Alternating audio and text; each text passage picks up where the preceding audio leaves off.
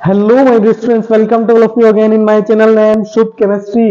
तो organic reaction में सबका स्वागत है। आज हम जानेंगे हाफमैन ब्रोमामाइड डिग्रेडेशन, जो कि बहुत इंपॉर्टेंट रिएक्शन होने वाली है, एमीन चैप्टर से रिलेटेड है और फाइनली बहुत ही कन्वर्जन रिएक्शन में कई बार इसको जेई और नीट में पूछा गया है। तो without wasting any time let's start. What is HBD? Short में इसे हम क्या कहेंगे? Hopman bromamide degradation. गाइस हर एक वर्ड का मतलब है, तो वन बाय हम स्टार्ट करते हैं कि the conversion of amide. Guys किसका यूज होगा? स्टार्टिंग रिएजेंट हमारा एमाइड। एमाइड क्या होता है? COONH2। अभी हम समझेंगे कि कार्बोनिल एमाइड यानी कि COONH2 इस फंक्शनल ग्रुप का प्रेजेंस होना बहुत ही जरूरी है, क्योंकि यही हमारा क्या है गाइस? स्टार्टिंग रिएजेंट है, जिसकी प्रेजेंस किसकी होना चाहिए? Br2 and KH। KH एक बेसिक मीडियम का काम करता है और इसमें इलेक्ट्रोफाइल या जो इलेक्ट्रोस्पीसीज प्रेजेंट होगी वो ब्रोमीन Br2 प्रेजेंट होगा, जिससे रिएक्शन में इसको क्या नाम दिया है? Hopman bromamide degradation. इसको पहचानेंगे कैसे? कहीं भी तीर के निशान के ऊपर Br2 विद KOH प्रेजेंट है, या ये दोनों आपस में रिएक्शन करके क्या बनाते हैं गाइस? KOBr। तो गाइस कंफ्यूज नहीं, या तो आपको Br2 प्लस KOH दिया होगा या फिर KOBr दिया होगा, लेकिन कई बुक्स में इसको OBr माइनस भी लिखा जा सकता है, क्योंकि पोटेशियम और ये क्या आयनिक है, इसलिए OBr माइनस भी फॉर्मेशन हो सकते हैं। तो गाइस हमने क्या किया? ये स्टार्टिंग रीजन गाइस ध्यान रखना, कार्बोनिल एमाइड बहुत जरूरी है और इसका प्रेजेंस होना भी बहुत जरूरी है। तो गाइस बात करते हैं रिएक्शंस की। रिएक्शन में हमारा कार्बोनिल एमाइड है, बहुत इंटरेस्टिंग रिएक्शन है। जैसे ही के बार यहाँ फूंक मारेगा, ये कार्बोनिल क्या होगा? फरार हो जाएगा या उड़ जाएगा, तो बचेगा क्या? R और NH2। गाइस हमारा प्रोडक्ट फाइनली तैयार है, 1 डिग्री एमाइन। बहुत ही सिंपल और बहुत ही ट्रिकी। हमने क्या किया? सिर्फ इसको कबाब में हड्डी को हटा दिया, फाइनली हमने जो बचा उसको जोड़ दिया। तो प्राइमरी एमाइंस का इस रिएक्शन से फॉर्मेशन होता है। की पॉइंट्स की बात करें तो प्राइमरी एमाइंस के लिए क्या है? ये आइडेंटिफाई है, यानी कि टेस्ट रिएक्शन है, यानी कि हमें जहां भी डिफरेंशिएट करना हो सैंपल में तो प्राइमरी एमाइंस के टेस्ट को प्रेजेंट कर सकते हैं थ्रू HBD। इससे क्या होगा? डिग्रेडेशन नाम वर्ड क्यों आया गाइस? एक कार्बन को क्या हमने यहां से हटा दिया, इसलिए क्या होगा? 1 less carbon product will form. अच्छा, इसका इंटरमीडिएट क्या बनता है? आइसोसाइनेट। और आइसोसाइनेट में क्या होता है गाइस? रीअरेंज होता है। ये आइसोसाइनेट आपस में रीअरेंज करके फाइनल प्रोडक्ट 1 डिग्री एमाइन बनाता है। अच्छा, हाफमैन क्यों बोला? हाफमैन एक साइंटिस्ट का नाम है, उनको ऑनर में रिप्रेजेंट करने के लिए इस तरह से नाम दिया गया। बात करते हैं इस रिएक्शन के मैकेनिज्म की। तो मैकेनिज्म गाइस बहुत इंपॉर्टेंट है, इसको समझना। तो one by one, step by step, है ना? सब लोगों का अटेंशन इधर चाहूंगा। देखो ये कार्बोनिल एमाइड RCONH2 NH2 को मैंने इस तरह से लिख दिया है, किसी को कोई दिक्कत नहीं होनी चाहिए। ये हमारा कार्बोनिल एमाइड स्टार्टिंग रिएजेंट है। जैसे ही KOH OH प्रेजेंट है, तो इस बेस को क्या चाहिए? इसको नाइट्रोजन से जुड़ा हुआ हाइड्रोजन, मोर इलेक्ट्रोनेगेटिव एटम से जुड़ा हुआ हाइड्रोजन है, एसिडिक नेचर का होगा, तो सबसे पहले इस हाइड्रोजन को रिमूव करेगा, जिससे हाइड्रोजन जाने से नाइट्रोजन के ऊपर गाइस कौन सा चार्ज प्रेजेंट हुआ? Negative charge. अब नेगेटिव चार्ज की वजह से जो हमने Br2 स्पीसीज लिए, उस Br2 स्पीसीज में क्या प्रेजेंट हो जाएगा गाइस? पोलराइजेशन प्रेजेंट होगा, यानी partial cation and partial anion present होगा। अब पार्शियल केटायन को इस नेगेटिव चार्ज के साथ क्या फील होगा गाइस? अट्रैक्शन फील होगा। तो अट्रैक्शन से इसलिए ये नाइट्रोजन के पास अप्रोच करेगा और इस तरह से बॉन्ड बनाना चाहेगा।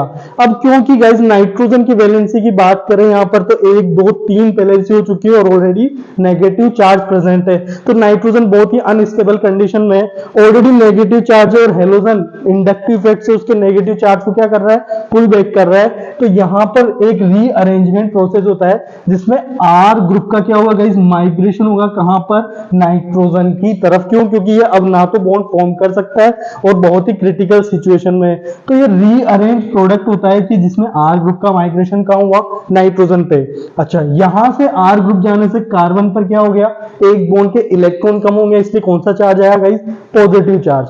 अब ये पॉजिटिव और ये नेगेटिव मिलकर आपस में क्या बॉन्ड बनाएंगे क्या? तो इन दोनों ने बॉन्ड बनाया। ये देखो guys, O double bond C, O double bond C present है, इसका पॉजिटिव इसका नेगेटिव बॉन्ड बन जाएगा। और फाइनली यहाँ पर R ग्रुप किसके साथ जुड़ चुका है गाइस? R नाइट्रोजन के साथ। और यही हमारा क्या प्रोडक्ट होता है? आइसोसाइनेट इंटरमीडिएट होता है। अब इंटरमीडिएट होने से कार्बन की जो पॉजिटिव थी, इसको अटैक कौन करेगा? ऑक्सीजन पर पार्शियल नेगेटिव चार्ज होता है, ये कार्बन को अप्रोच करेगा। ऑलरेडी कार्बन की वैलेंसी फुलफिल थी, हालांकि अनस्टेबल फॉर्म में 2 पाई बॉन्ड बना रहा था। तो इस OH ने यहाँ पे अप्रोच किया और इस तरह से NHR हमारा इस रिएक्शन से यहां तक प्रोसीड हुआ। तो फाइनली इस तरह से NH और इस तरह के हाइड्रोजन से R NH2 का फॉर्मेशन हो जाता है और CO को अपना बॉन्ड हटाना पड़ता है। तो ओवरऑल रिएक्शन में जो इंपॉर्टेंट चीज है वो यहां से कि रीअरेंजमेंट किस तरह से होता है और क्यों होता है। यहां रीअरेंजमेंट होने से हमें क्या बनता है, प्राइमरी एमाइंस का फाइनली फॉर्मेशन होता है। तो बहुत इंपॉर्टेंट रिएक्शन है, स्टेप बाय स्टेप आप रिवाइज करेंगे डेफिनेटली चीजें समझ में आएगी। बात करते हैं इस रिएक्शन का, कन्वर्जन रिएक्शन में काफी यूज है। तो कन्वर्जन रिएक्शन में क्या करेंगे, एरोमेटिक में एक फंक्शनल ग्रुप को हटा के हम दूसरे फंक्शनल ग्रुप में कन्वर्ट करते हैं। तो वहां पर इंटरमीडिएट रिएक्शन में इसका काफी यूज होता है। जैसे ही हमने Br2KOH देखा तो HBD दिमाग पे आना चाहिए और HBD में इस कार्बन को हटाना है और इन दोनों को जोड़ देना है। तो इस तरह से गाइस हमारा एनिलीन प्रोडक्ट का फॉर्मेशन हुआ। अब जैसे CHCl3 एंड KOH, ये कौन सी रिएक्शन है गाइस, कमेंट में मुझे जरूर बताएं। यहां पर ये रिएक्शन होने से क्या बनेगा, आइसोसाइनाइड टेस्ट रिएक्शन का एग्जांपल मैंने ऑलरेडी बनाया हुआ है। तो यहां पर आइसोसाइनाइड का फॉर्मेशन होता है, यानी कि कार्बेलेमीन या आइसोसाइनाइड टेस्ट रिएक्शन से आइसोसाइनाइड है ना, एरोमेटिक आइसोसाइनाइड या बेंजीन कार्बोनाइट्राइल हमारे पास बन चुका है। दूसरी बात करते हैं, जैसे अगर हमारे पास बेंजोइक एसिड लिया तो उससे हमें कार्बोनिल एमाइड, जो कि इस तरह का हमारा स्टार्टिंग रिएजेंट था इस रिएक्शन का। तो अमोनिया के साथ रिएक्शन होने से क्या बनती है गाइस, यहाँ पर कार्बोनिल एमाइड बनता है और कार्बोनिल एमाइड की सेम रिएक्शन यहाँ पर प्रेजेंट हो चुकी है और इस तरह का इसका यूज यहाँ पर NC बनेगा गाइस, NC। तो ये series of reaction aromatic functional group को कन्वर्जन में काफी बार यूज होता है। आई होप मेरी चीजें आपको क्लियर होगी। बात करते हैं कुछ क्वेश्चन प्रैक्टिस की कि इनमें से कौन सा प्रोडक्ट, कौन सा रिएजेंट जो है हमारा HBD रिएक्शन देगा। HBD रिएक्शन के लिए हमें क्या चाहिए guys, carbonyl amide functional group चाहिए। तो COONH2 ये हमारा कार्बोनिल एमाइड है। तो ये कार्बोनिल एमाइड है, COONH2 दो हाइड्रोजन नहीं है, इसलिए हमारा कार्बोनिल एमाइड नहीं है, क्योंकि दो हाइड्रोजन बहुत ही जरूरी है। क्या ये हमारा कार्बोनिल नहीं है, इसके यहीं पे आना चाहिए था NHBr। देखो हमारा इंटरमीडिएट प्रोडक्ट वन स्टेप बन चुका है, लेकिन यहाँ पर ये यहाँ पर होता तो ये भी HBD देता है, इसलिए अभी यहाँ पर नहीं है, इसलिए नहीं दे पाएगा। तो guys only one reagent will give our HBD reaction. बात करते हैं नेक्स्ट क्वेश्चन की, क्या इस रिएक्शन में कैटलिस्ट लिया जाए तो क्या इस रिएक्शन को फास्ट करवाया जाएगा। गाइस हमने पूरी मैकेनिज्म देखी, क्या कहीं कैटलिस्ट का कोई यूज था, नहीं। तो इसका डज नॉट रिक्वायर, ओब्वियसली इसकी कोई जरूरत नहीं है। लेकिन पिरिडीन जो कि स्टेबल होती है उनको रिएक्शन करवाने के लिए थोड़ी सी जरूरत पड़ सकती है। तो वेरी लिमिटेड अमाउंट में इसकी कैटलिस्ट की जरूरत होती है, हमें पता है। तो हमें ऑलरेडी आंसर क्या दिखाई देता है गाइस, ऑल ऑफ द, वो सारी चीजें एक ही चीज को रिलेट कर रही है। नेक्स्ट स्लाइड में बात करते हैं कि हेल्प क्या, किस कन्वर्जन में किस टाइप का कन्वर्जन। देखो गाइस स्टेप डाउन होता है कि हमें जहां कार्बन कम मिल रहे हो या रिएक्टेंट से प्रोडक्ट साइड में क्या हो, कार्बन या किसी भी एटम की संख्या क्या हो रही है, कम हो जाती है, तो उसको बोलते हैं स्टेप डाउन। इसी तरह कुछ रिएक्शन जो होते हैं जहां पर रिएक्टेंट से प्रोडक्ट साइड में बिल्कुल डबल प्रोडक्ट बनता है, जैसे कंडेंसेशन रिएक्शन हुआ तो उस रिएक्शन को बोलते हैं स्टेप अप रिएक्शन, या फिर एलिफेटिक से एरोमेटिक का कन्वर्जन, है ना। तो इस तरह के बहुत सारे कन्वर्जन के सीरीज होते हैं।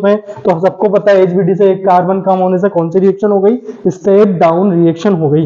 बात करते हैं नेक्स्ट क्वेश्चन की, तो अगर बेसिक स्ट्रेंथ की कंपेयर करें, ये हमारा कार्बोनिल एमाइड और ये प्राइमरी एमाइड, तो गाइस कई बार देखो रिएक्शन ही है reactant and product of HBD, तो आपको स्टार्टिंग एंड फाइनल प्रोडक्ट पता होने चाहिए हर वो नेम रिएक्शन के। तो हमें क्या करना है, बेसिक स्ट्रेंथ को कंपेयर करना है, लेकिन one is product and one is reactant. तो पहले अगर हमें रिएक्शन पता नहीं है और हमें बेसिक स्ट्रेंथ आता है तो भी हम नहीं कर पाएंगे गाइस, तो रिएक्शन पता होनी बहुत जरूरी है।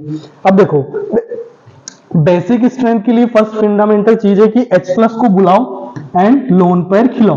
अच्छा लोन पेयर किसके पास है, इस नाइट्रोजन के पास भी है और इस नाइट्रोजन के पास है। तो जैसे ही H+ यहाँ अप्रोच करेगा इसके लोन पेयर लेने को, तो ये क्या रेजोनेंस के थ्रू ऑक्सीजन पे चले जाएंगे, क्या पाई सिग्मा लोन पेयर, ये लोन पेयर यहाँ आएंगे और इस तरह से लोन पेयर कहाँ चले जाएंगे, ऑक्सीजन के पास। तो हाइड्रोजन को थोड़ा वेट करना पड़ेगा, लेकिन यहाँ पर क्या नाइट्रोजन के लोन पेयर बिल्कुल फ्री है, जिसे हमने क्या नाम दिया, लोकलाइज लोन पेयर। और लोकलाइज लोन पेयर तुरंत किसको दे देंगे, हाइड्रोजन को अपना लोन करेंगे तो इसलिए इसका बेसिक स्ट्रेंथ क्या हो गया गाइस, ज्यादा हो गया। तो आप डायरेक्ट याद भी कर सकते हैं कि डीलोकलाइज जो लोन पे डीलोकलाइज है उसका कम बेसिक होगा, और जो लोन पे लोकलाइज है उसकी बेसिक स्ट्रेंथ क्या होगी गाइस, ज्यादा होगी। आई होप आई थिंक आप समझ चुके हैं। Thank you for watching and don't forget to like share and subscribe.